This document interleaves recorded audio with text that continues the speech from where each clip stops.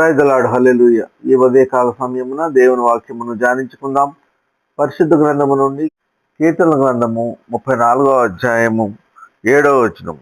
యెహోవా యందు భయభక్తులు గల వారి చుట్టూ ఆయన దూత కావలి ఉండి వారిని రక్షించును. ఆమేన్, హల్లెలూయా.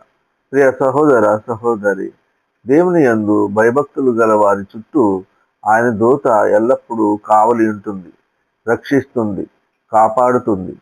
ప్రియ సహోదర సహోదరి, దేవుని యందు భయభక్తులు కలిగి ఉండటం వలన మనకు జ్ఞానము కలుగుతుంది, దేవుని కాపుదల ఉంటుంది. ప్రియ సహోదర సహోదరి, ఆయన యందు భయభక్తులు గల వారికి ఎటువంటి హాని జరగకుండా, ఎటువంటి అపాయములు జరగకుండా ఆయన యొక్క దూత కావలి ఉండి ఆయన యందు భయభక్తులు గల వారిని రక్షించి కాపాడును.